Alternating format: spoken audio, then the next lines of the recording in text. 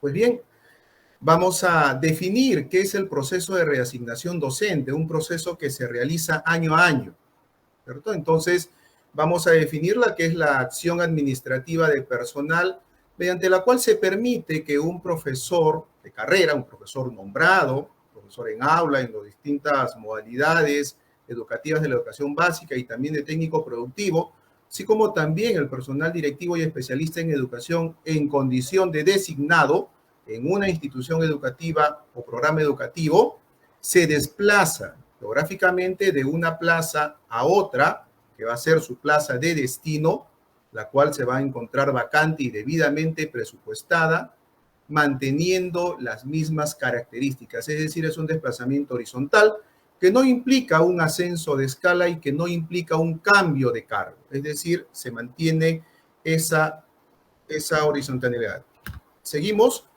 ¿Cuáles son los beneficios que trae este nuevo procedimiento de reasignación docente 2022, el cual ha sido aprobado a través de la resolución viceministerial emitido en este año 2022? Y la primera es un incremento de plazas. Se va a publicar el 100% de plazas vacantes destinadas para las dos etapas, tanto la etapa regional como la etapa interregional, y por sus dos causales, interés personal y unidad familiar. Recordarán ustedes que hacia el proceso 2021 se segmentaban las plazas. Unas plazas iban para nombramiento y otras para reasignación docente. A partir de este año, el 100% se lanza inicialmente para el proceso de reasignación docente. También tenemos una mayor celeridad en el proceso de adjudicación. Las plazas vacantes que se generan en la primera fase de la etapa regional podrán ser adjudicadas en ese momento. Hasta el proceso 2021, obviamente tenía que esperarse para que sean publicadas y estas pasaban a formar parte del paquete de plazas de la segunda fase de la etapa interregional. Pues en este proceso no. Conforme va adjudicándose el profesor, la plaza que está dejando es la que va a formar parte de las plazas que se van a adjudicar a continuación. Claro está, teniendo en cuenta que ésta cumpla con las condiciones que establece la misma norma. Por citar un ejemplo, estoy adjudicando en EBR secundaria o EVA ciclo avanzado y adjudico a un profesor, el profesor se desplaza a otra institución educativa. Entonces su plaza que está dejando va a tener que ser publicada en ese momento para la adjudicación, pero previo a eso van a tener que ver que la composición de las horas cumpla con lo que establece la norma técnica. ¿Y cuál es? Que tenga al menos una área, un mínimo de 20 horas. Obviamente puede ser más. Si tuviera menos de 20 horas, no estaría cumpliendo las condiciones que establece la norma, por lo cual no podría ser publicada. Mayores oportunidades para docentes de zonas lejanas. Obviamente eso se condice con el primer y segundo punto que hemos tocado. Al incrementarse las plazas y al generarse el hecho de que la plaza que estoy dejando se adjudique en ese momento, genero mayor condición para mis docentes nombrados que han permanecido en zonas de difícil acceso y que tendrán la oportunidad para poderse reasignar, ya sea por interés personal o acercarse a sus familiares por la causal de unidad familiar. Como cuarto aspecto que también aterriza en beneficios, se promueve la participación de directivos designados y también de especialistas en educación, quienes podrán participar, y ahí remarcamos, estando en su primer periodo de designación. Es decir, ya no se exige como un requisito, que era hasta el proceso anterior, que este personal directivo especialista en educación tenga que estar ratificado. Desde el primer periodo de designación pueden participar. ¿Quiénes participan del proceso? Ya lo habíamos señalado inicialmente, pero vale la oportunidad de recalcarlo. Participan los maestros y maestras nombrados, nombradas de educación básica en sus tres modalidades, básica regular, básica especial y básica alternativa, y dentro de estas, en sus niveles y ciclos. Y también participan quienes se encuentren en la modalidad de técnico productivo, así como los directores o directivos y directivas de instituciones educativas en los dos cargos que tenemos, director y subdirector de institución educativa. Y quienes se encuentran en las sedes administrativas de la SUGEL-IDRE solamente alcanza para especialistas en educación. ¿Cuáles son los requisitos que debe de presentar el maestro, maestra, directivo, especialista en educación que desee participar del proceso de reasignación docente 2022? Y empezamos detallando para la causal de interés personal, que debe de acreditarse como mínimo 3 años en condición de nombrado. Y el segundo es tener 2 años de servicios oficiales de manera efectiva, es decir, no teniendo en cuenta si ha tenido licencias, continuos o acumulados en la última plaza de la cual es titular como nombrado o como designado al momento de postular, que es uno de los primeros requisitos.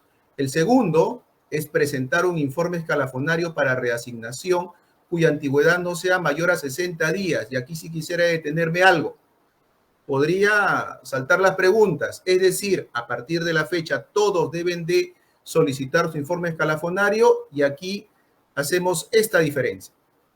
Si yo deseo presentarme al proceso de reasignación en mi jurisdicción, es decir, en mi UGEL, no debo solicitar informe escalafonario, porque el comité de oficio lo solicita a la oficina de escalafón. Entonces, ¿quiénes deben de solicitar su informe escalafonario? Los maestros, maestras, directivos o especialistas en educación que estén pensando presentarse a otra UGEL de su misma región o a otra UGEL de una región distinta. Entonces, solo ellos sí van a tener que solicitar su informe escalafonario. Como tercer requisito que también regula la norma es haber aprobado la última evaluación de desempeño docente. Obviamente, por disposición del reglamento de la Ley de Reforma Magisterial, este requisito está suspendido para todos los concursos y solamente nos referimos a la evaluación de desempeño docente. Podría saltar la pregunta: yo soy el nivel inicial, yo ya fui evaluado, ¿deben de considerarme ese puntaje? La respuesta es que no, porque el reglamento indica de que no será considerado mientras que no se generalice la evaluación a todos los maestros y maestras a nivel nacional. Ahora bien, pasamos a compartir con ustedes cuáles son los requisitos para la causal de unidad familiar. Y aquí señalamos que además de lo que ya habíamos señalado, es decir, acreditar el tiempo de 3 años en condición de nombrado, 2 años de permanencia a través de los servicios oficiales en el último cargo, el informe escalafonario, yo debo de acreditar la relación de parentesco y también el tema de el lugar de residencia.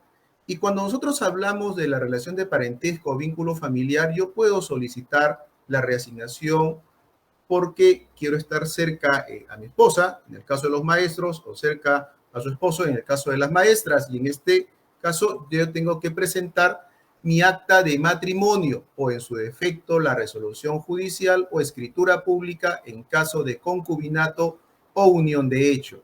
Y si lo pido porque quiero estar cerca de mis hijos que son menores de edad, en este caso deberé de acompañar la copia del documento nacional de identidad de mis hijos menores de edad o mi hijo menor de edad. Y si quiero estar cerca a mis padres que son mayores de 60 años, tendré que presentar el acta de nacimiento, pero del postulante, no el acta de nacimiento del padre o madre de familia, sino del postulante.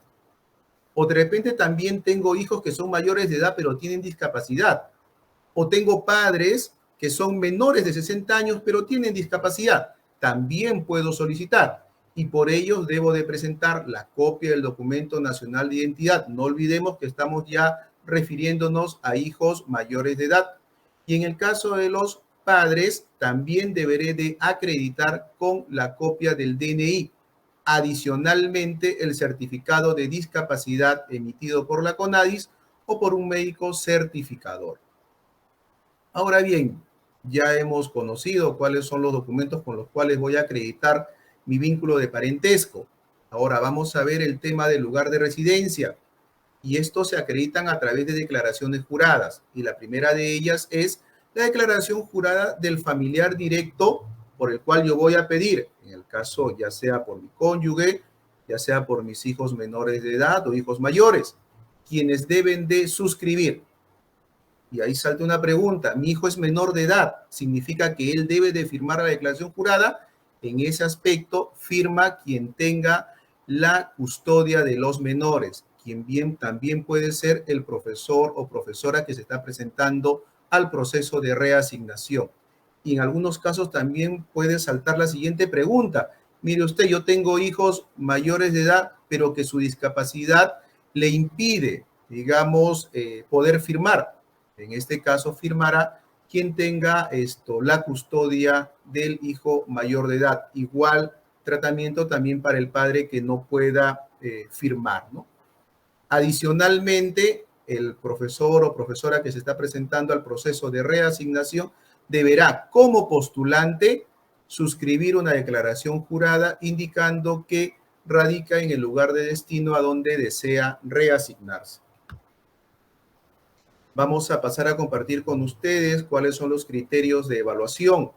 Y son 4 los criterios. El primero es el referido a la escala magisterial, con una puntuación máxima de 25 puntos. Y ahí detallamos que por estar en la primera escala se le asigna 10 puntos, por estar en la segunda 12 puntos, por estar en la tercera 14 puntos, por estar en la cuarta 16 puntos, por estar en la quinta 18 puntos, por estar en la sexta 20 puntos, por estar en la séptima 22 puntos, y quienes tengan la más alta escala, que es la octava, serán acreedores a 25 puntos. El otro rubro de calificación del expediente es el tiempo de servicios oficiales y se califica sobre un máximo de 25 puntos. Y ahí señalamos que corresponde un punto por cada año de servicios oficiales en la carrera pública magisterial en condición de titular de la plaza, es decir, nombrado con título de profesor o licenciado en educación. Y ahí también salta una interrogante. Si me refieren carrera pública magisterial, la carrera pública magisterial está vigente del 2012. No olvidemos, estimados maestros y maestras, que a la aprobación de la ley de reforma magisterial se dispuso que se incorporen profesores, profesoras que provenían tanto de la ley del profesorado como de la ley de la carrera pública magisterial, quienes tenían niveles magisteriales. Obviamente, al ser incorporados ya pasaban a tener escala magisterial y al formar parte de la carrera pública magisterial se les considera su tiempo de servicio. Ahora bien, cuando nosotros nos referimos al criterio de evaluación referido a zona rural, zona de frontera o zona Braille, indicamos que el máximo es 40 puntos. Y ahí señalamos que el puntaje se otorga por cada mes laborado de manera efectiva y desde el año 2014. ¿Y por qué desde esta fecha? ¿Por qué no desde antes? Debemos tener en cuenta que los padrones que viene aprobando el Ministerio de Educación son desde el año 2014 en adelante. Entonces, el comité va a tener que tener expreso cuidado al momento de asignar este puntaje. A partir de esa fecha en adelante, todos aquellos que hayan laborado, por decir, en zona rural 1, les corresponderá 0.3 por cada mes. Si laboraron en zona rural 2, corresponderá 0.2 puntos por cada mes. Quien laboró en zona rural 3, corresponderá 0.1 puntos por cada mes laborado. Quien laboró en zona de frontera, le corresponderá 0.2 por cada mes laborado. Y quien laboró en zona Braille, le corresponderá 0.3 puntos por cada mes laborado, haciendo la precisión que la asignación de este puntaje puede ser de manera concurrente.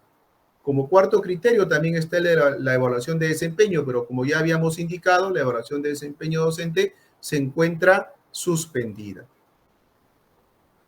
¿Quiénes realizan el proceso? Vamos a conocer quiénes son los implementadores, con quién van a tener ustedes, estimados maestros y maestras, contacto directo desde el momento de la postulación hasta la adjudicación. Y nos referimos al comité de evaluación. Y de manera general indicamos que el proceso se encuentra a cargo de un comité de reasignación que se conforma tanto en una dirección regional de educación, por lo que haga sus veces, nos referimos a la Gerencia Regional de Educación, y también a la Unidad de Gestión Educativa Local, la SUGEL, a nivel nacional. Ahora bien, para el presente año, es decir, proceso de reasignación 2022, el comité de reasignación que él va a implementar es el que estuvo vigente hasta el año 2021, es el cual se va a encargar del presente proceso de reasignación. Ahora bien, y esto sí una pequeña precisión, en el caso que la Dirección Regional de Educación que no gestione instituciones educativas y tenga plazas vacantes en el caso de cargos de especialistas en educación, deberá de conformar su comité de reasignación teniendo en cuenta esta estructura, ¿cierto? El director de gestión institucional, quien lo preside, y lo acompaña el especialista de personal, un responsable de escalafón y un especialista en educación de la más alta escala. Son quienes van a conformar este comité de la Dirección Regional de Educación. Ahora ya casi vamos a estar, digamos, un poco más atentos porque es el cronograma de actividades, ¿sí? Es el desarrollo en el tiempo de todo este proceso de reasignación docente. Y hay 3 puntos muy importantes que debemos de conocer. El 31 de mayo, es decir, de acá a pocos días, se realizará la publicación final de plazas. Es decir, todas las plazas que ya han estado previamente prepublicadas y validadas por cada una de las UGEL, DRE y GRE van a ser publicadas en esa fecha. Así también la primera semana de junio es la que debe ser destinada para el proceso de inscripción. Y también deberán de tomar conocimiento que el cronograma es regional. El cronograma la aprueba cada dirección regional y la SUGEL lo hacen suyo. Entonces, vamos a tener que en este proceso se van a llevar a cabo actividades de corte general, desde la inscripción de participantes, evaluación de expedientes, publicación de resultados preliminares, presentación de reclamos, absolución de reclamos y publicación final de resultados. Todas esas 6 actividades que acabo de compartirla se van a desarrollar entre la primera, segunda y tercera semana del mes de junio. Se ha dado una expresa sugerencia a las direcciones regionales de educación y gerencias regionales de educación que puedan destinar la primera semana para la actividad más importante, que es la de inscripción de participantes. Una vez que ya se tenga la publicación final de resultados, vamos a entrar a desarrollar las etapas del proceso y empezamos con la etapa regional. Ya habíamos indicado que esta consta de 2 fases. La primera fase se va a llevar a cabo en la 4ª semana del mes de junio. Como actividades principales tenemos la publicación de los cuadros de méritos, tenemos la adjudicación de plazas y la emisión de las resoluciones directorales de reasignación. Concluida esa primera fase, pasamos a la segunda, y la segunda fase se va a implementar la segunda semana del mes de julio. Y ahí también hay actividades muy importantes, que es una publicación de plazas orgánicas vacantes. Implica una actualización con las plazas que quedaron desiertas, más algunas que se van generando en el desarrollo del proceso. Así también se publica el cuadro de méritos de quienes están pendientes de adjudicar, se lleva a cabo el acto público de adjudicación y la correspondiente emisión de resolución de adjudicación en el caso de la reasignación, resoluciones directorales.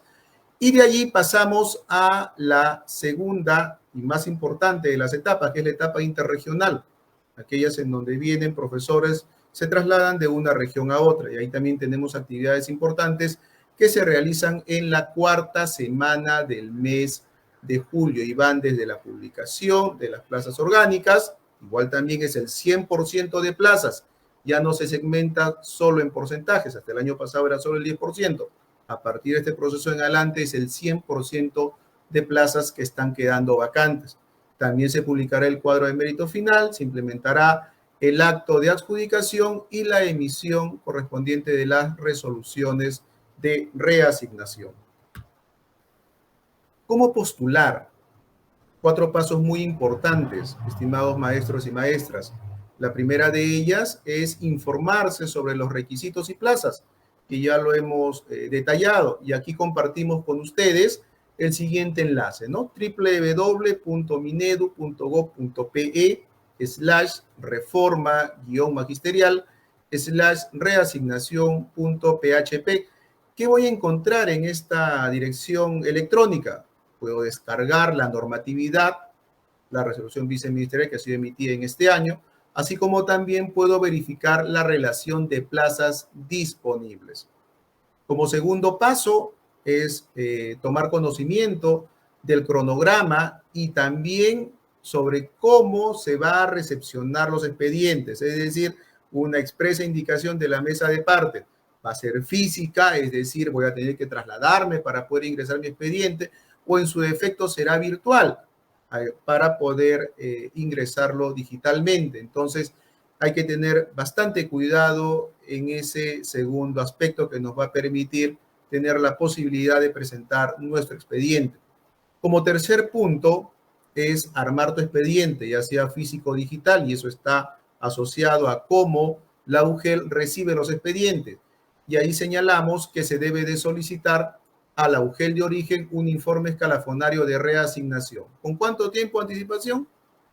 Promedio de no más de 60 días. Ahora bien, se tiene que tener en cuenta lo siguiente. Yo pido mi informe escalafonario si mi pretensión es reasignarme a otra UGEL dentro de mi misma región o a otra UGEL de una región distinta. Porque si quiero presentarme a mi misma UGEL, no es necesario hacer el trámite para el pedido del informe escalafonario, porque es obligación ya del comité solicitarlo.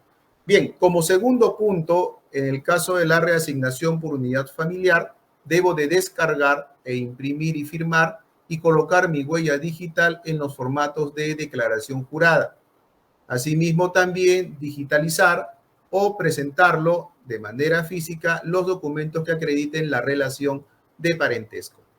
Como cuarto punto importante del segmento de cómo postular es presentar mi solicitud y expediente. Y ahí debo de presentar mi FUT, que es la solicitud dirigida a la UGEL de destino, presentada a través de la mesa de partes, donde debo señalar claramente la causal y la etapa en la cual me estoy presentando, así como también adjuntar los demás documentos que acrediten los requisitos y criterios de evaluación. Puntos saltantes a tener en cuenta, estimados maestros y maestras.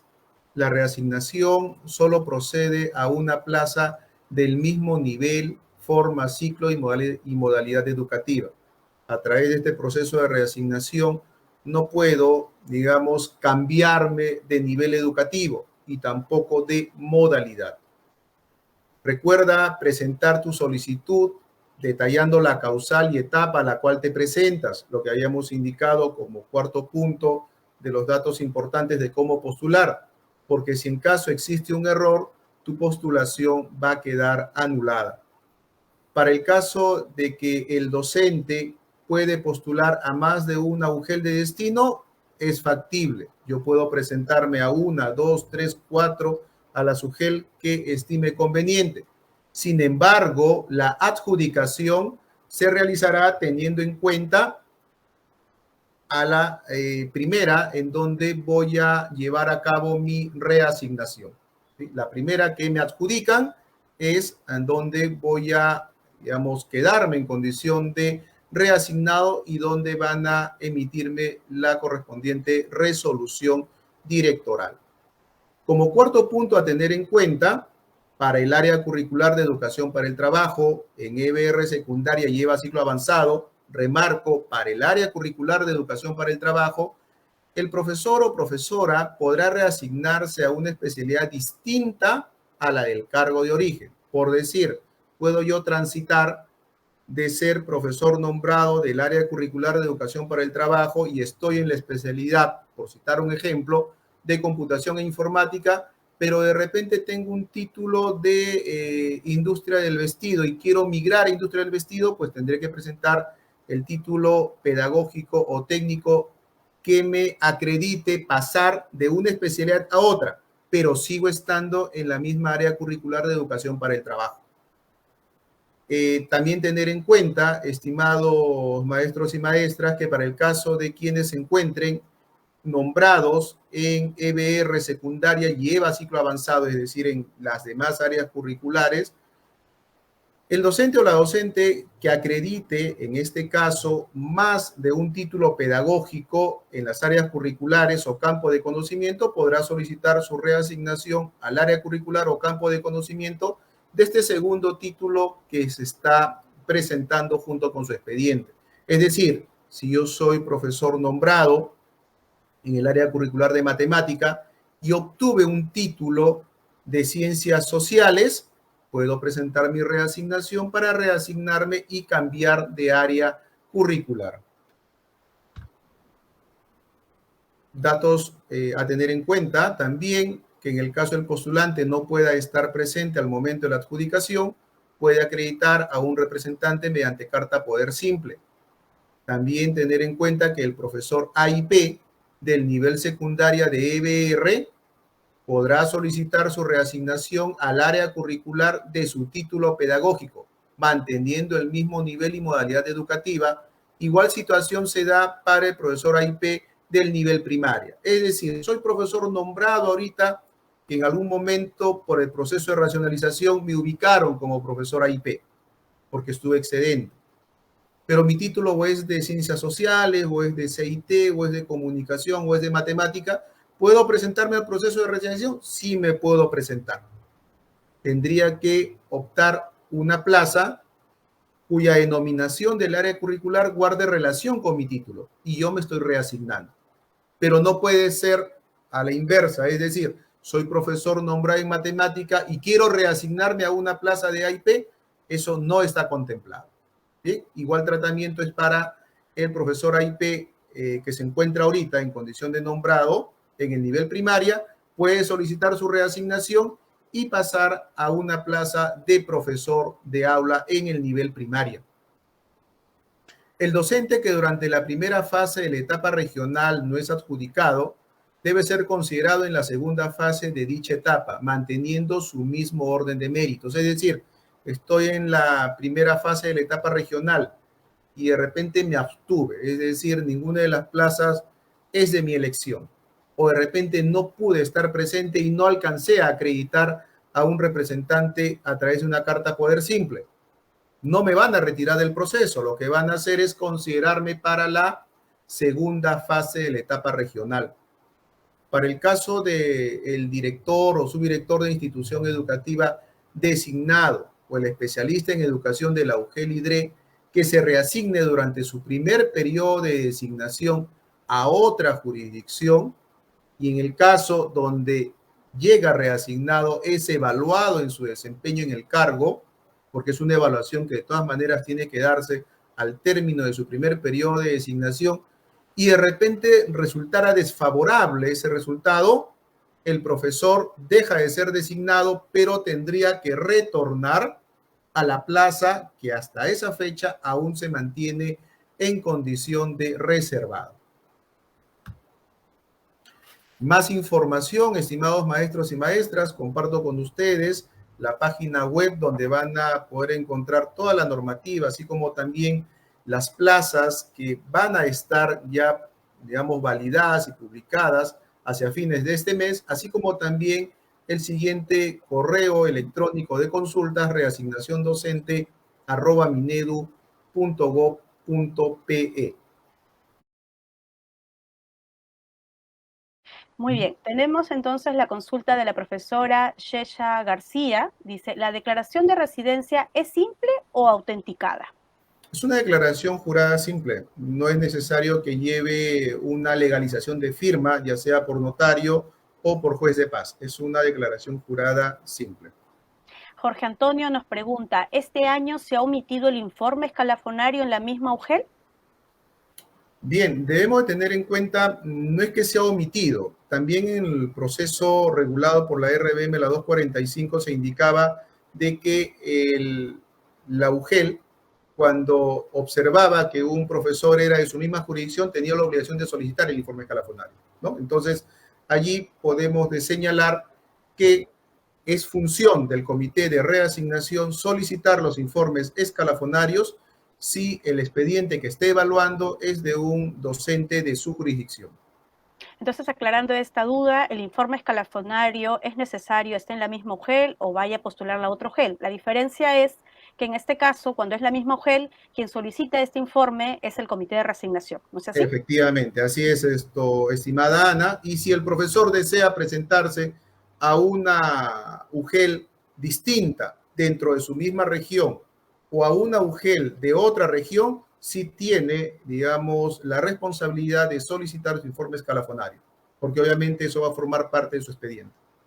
Y también hacemos aquí una recomendación a todos los profesores que van a postular que en la brevedad puedan solicitar ese informe escalafonario que requieren, porque sucede en muchos casos que lo piden al final del tiempo y del plazo que nos queda para postular, y muchas veces los encargados de escalafón no se abastecen para emitir estos informes escalafonarios, ¿no? Entonces, si preveemos, vamos a tener mayor seguridad para postular. Muy bien, tenemos al profesor Rolando Cheje. Soy un maestro que tiene discapacidad. ¿Hay algún beneficio para este proceso de reasignación? Bien, debemos señalar ahí, estimado profesor Rolando, interesante su pregunta, y ante ello nos permitimos señalar que la bonificación que se establece por ser una persona con discapacidad son para concursos públicos que me permiten a mí acceder a un puesto de trabajo. Este no es un concurso público, es un procedimiento que permite el desplazamiento en igualdad de condiciones de una institución o de una plaza a otra plaza, ¿no? Entonces, no está considerado la bonificación. Muy bien, tenemos otra consulta, otra profesora. Nos dice, si soy docente nombrada con 30 horas, no puedo resignarme a la plaza de 40 horas.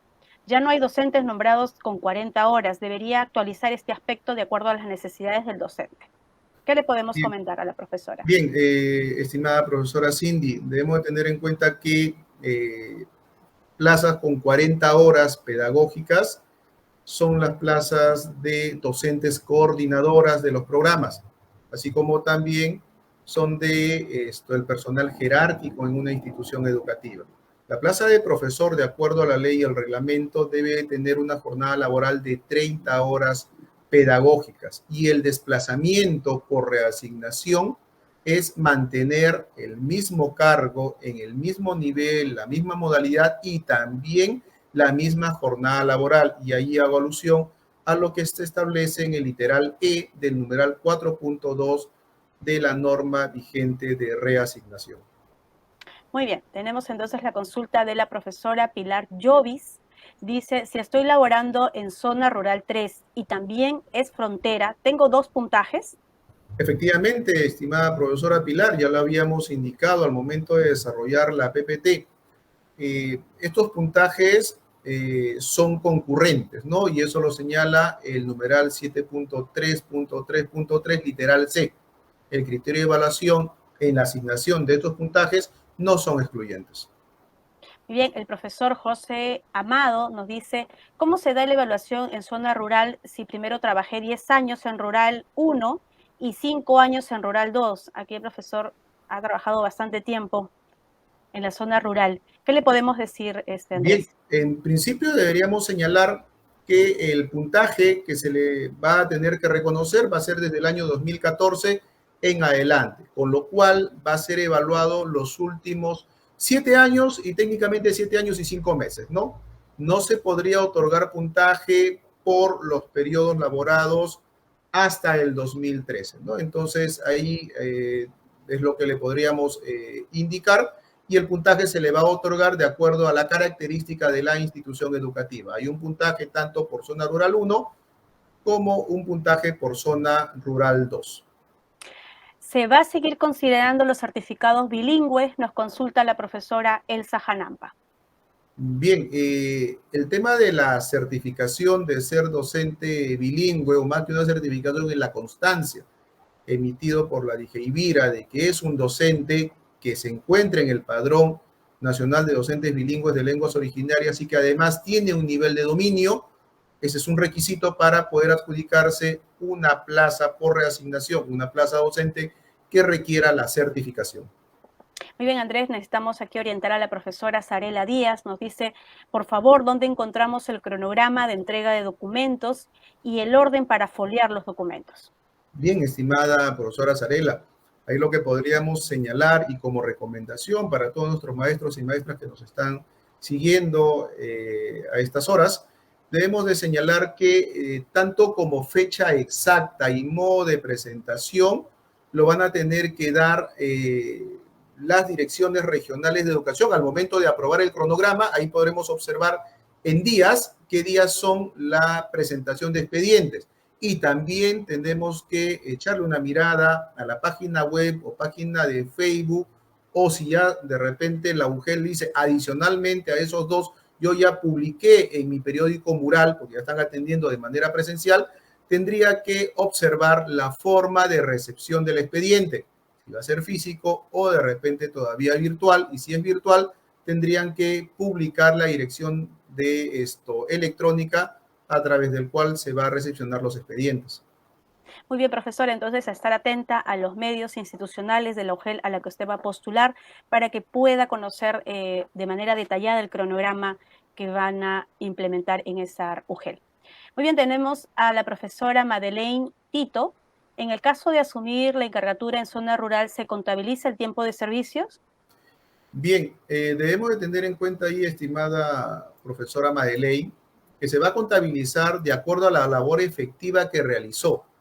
Por decir, si en el año 2019 estuvo encargada en zona rural, se le otorgará el puntaje por esos meses que ha laborado en esa institución educativa que tiene esa característica, ¿no?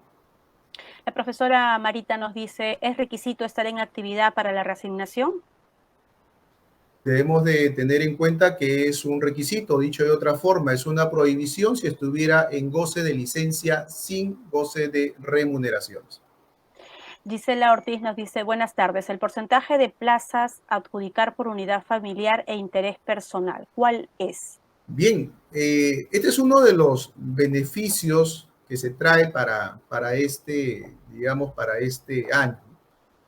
Hasta el proceso regulado por la 245 se decía que era un 60% de plazas para unidad familiar y un 40% para interés personal.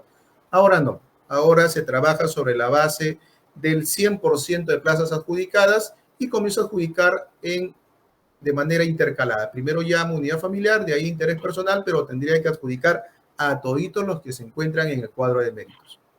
Andrés, aprovechando esto, de repente nos puedes comentar este beneficio también sobre que la plaza liberada puede ser adjudicada en el mismo Efectivamente, momento de la adjudicación, ¿no? efectivamente, como ya habíamos señalado, de repente están llamando al profesor Juan Pérez. El profesor Juan Pérez está dejando su plaza, se está trasladando de la institución educativa A la institución educativa B. En ese mismo momento, el comité va a tener que recoger, figurativamente hablando, la plaza que está dejando en la institución educativa A, y si cumplen los requisitos que está en la norma, pasará a ser publicada en ese momento a efectos de que quien le corresponda ser llamado después del profesor Juan Pérez que ha sido adjudicado, podrá observar las que quedan más la plaza del profesor Juan Pérez que está dejando por haber sido reasignado. Muy bien, entonces atención docentes a estar atentos en el proceso de adjudicación sobre las plazas también que se puedan liberar en este proceso. Aníbal Ver nos dice, buenas tardes, en caso de convenios, de instituciones educativas de convenio, hay muchas plazas con convenio y no se pueden reasignar. Bien, debemos de tener en cuenta que estas instituciones educativas se rigen bajo un convenio, como el mismo maestro lo ha señalado. Ese convenio obliga a que todo aquel maestro o maestra que desee llegar a esa institución educativa tiene que contar con una propuesta, ya sea del promotor o del director de la institución educativa. Bueno, el docente Huerta nos dice, los designados que cumplen en febrero los 4 años de su primera etapa, ¿se pueden reasignar? Sí, efectivamente, sí se pueden reasignar, pero debemos de hacer la expresa atingencia de que al término de su primer periodo van a tener que ser evaluados y de repente tener un resultado desfavorable, regresan a la plaza que se encuentra reservada en el caso del profesor. Ver Torres nos dice, si soy docente de matemática EBR, ¿puedo reasignarme a EVA si tengo el título en segunda especialidad en EVA?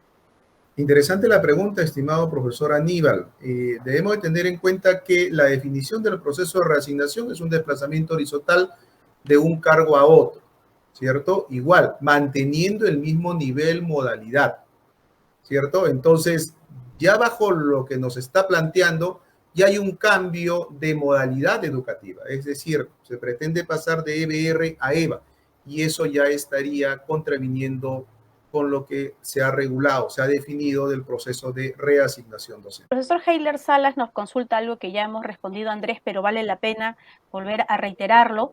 Dice él que es un profesor nombrado y se quiere trasladar de EBR a EVA.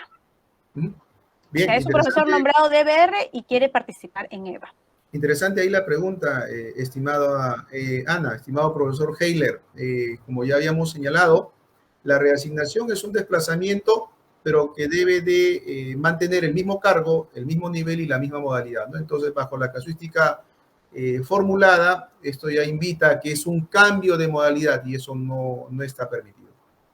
Muy bien, acá tenemos al director Mamani, David Mamani, nos dice, los directores designados que culminan su designación en febrero del 2023, ¿podrán reasignarse este año?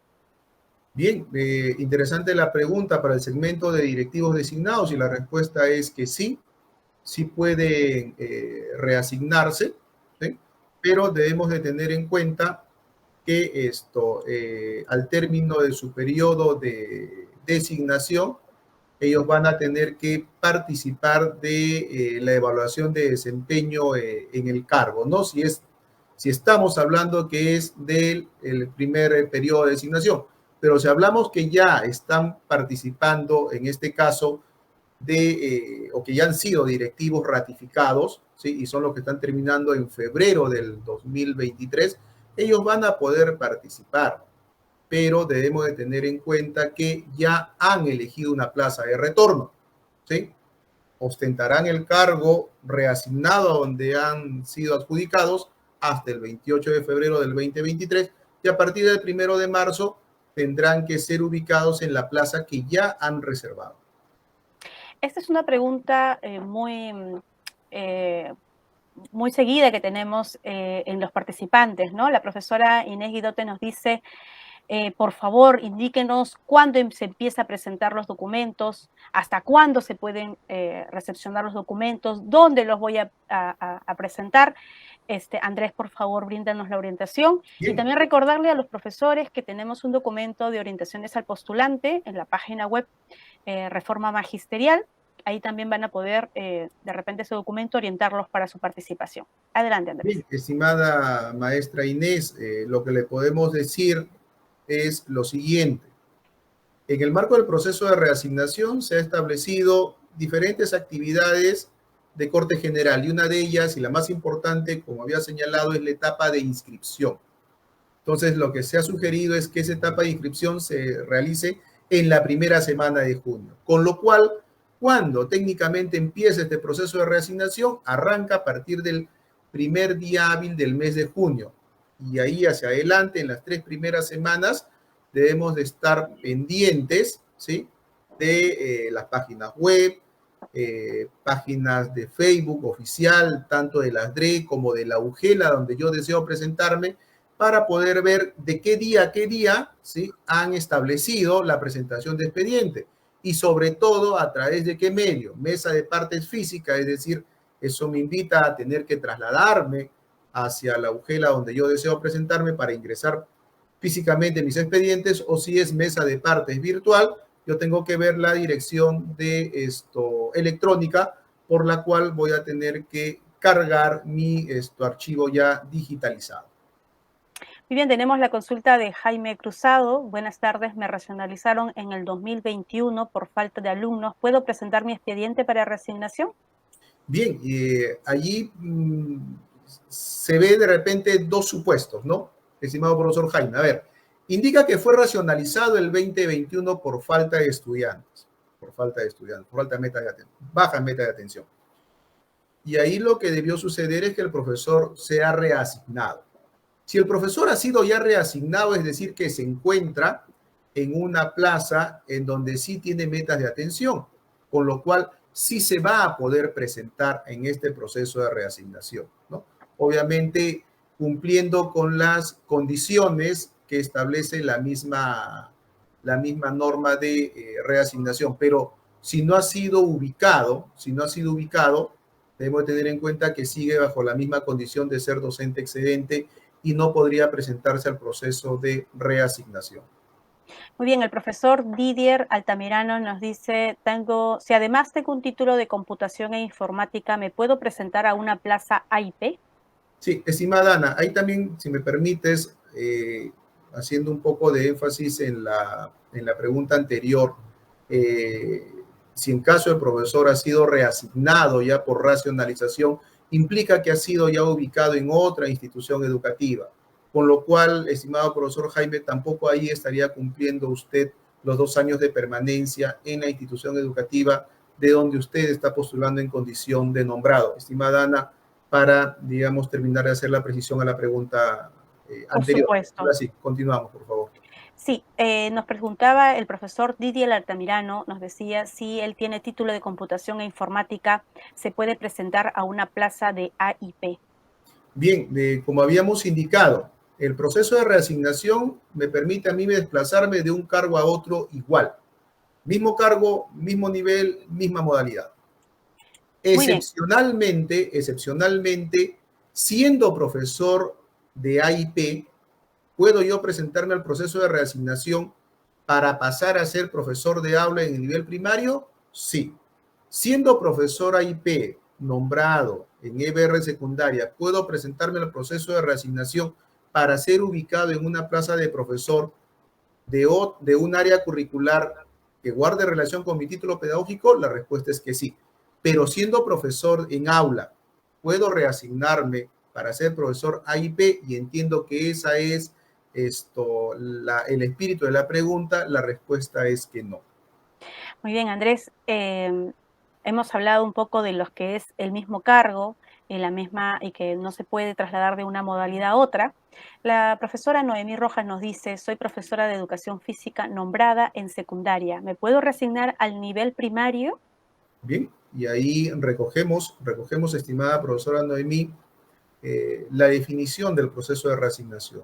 Mantener mismo cargo y mismo nivel. Entonces, no De acuerdo. podríamos migrar del nivel secundaria al nivel primaria, ¿no? Ahí no está permitido. La profesora Linda Cárdenas nos dice, buenas tardes, yo laboro en la UGEL 6 y deseo reasignarme a Cañete. ¿Debo gestionar mi ficha escalafonaria? Bueno, en este caso es el informe escalafonario, ¿no? Efectivamente, estimada profesora Linda, sí debe de solicitar porque obviamente está usted trasladándose a otra UGEL de otra región. La profesora Giselle nos dice, buenas tardes, tengo 1 año y 5 meses en la plaza que me reasigné, ¿podría reasignarme? Entiendo que la respuesta sería no, porque no cumple el tiempo de permanencia en la última plaza, ¿no? Efectivamente, estimada Ana, no está cumpliendo los 2 años de permanencia. Muy bien, la profesora Herly Cordero nos dice, ¿cuándo es la reasignación por salud y cómo es el proceso? ¿Qué le podemos comentar sobre los beneficios de este procedimiento de reasignación por salud, Andrés? Bien, estimada profesora Herli, aquí nosotros debemos de señalar lo siguiente, ¿no? Que la reasignación por salud con la nueva norma, ¿sí? Con la que está vigente, es todo el año, con excepción de los meses de mayo a julio, que son los meses en los cuales se implementa el proceso de reasignación por unidad familiar e interés personal. Entonces, para el presente año, una vez culminado el proceso de reasignación por unidad familiar e interés personal, que es en el mes de julio, a partir del mes de agosto usted puede solicitar o puede presentar su expediente para solicitar su reasignación por razones de salud. Muy bien, el profesor Jesús Herrera nos consulta. Saqué mi licencia sin goce de haberes de marzo a abril. Me reincorporé nuevamente en este mes de mayo. ¿Puedo presentarme para esta etapa de reasignación? Bien, bajo lo que nos consulta, estimado profesor Jesús, efectivamente, si usted en el mes de mayo ya se encuentra en condición de activo, es decir, ya le emitieron su resolución, si en el caso usted cortó su licencia, pero si solamente fue de marzo a abril, se entiende que al momento de que usted solicite su informe escalafonario, si desea presentarse a otra UGEL de su jurisdicción o a otra UGEL de otra jurisdicción, o si se va a presentar en su misma UGEL, el comité al momento de solicitar su informe debe de figurar en condición de activo. Tiene que tener esa, digamos, cuidado para que, digamos, el cambio de condición en el escalafón ya haya cambiado y esté en condición de activo y no va a tener ningún inconveniente para presentarse. Bueno, aquí la profesora Jacqueline Mendoza es una futura postulante del proceso de encargatura, entiendo yo, pero quiere asegurarse con el tema de resignación. Dice, ¿tengo que permanecer un año en mi nueva plaza o puedo asumir la encargatura de dirección en otra institución educativa?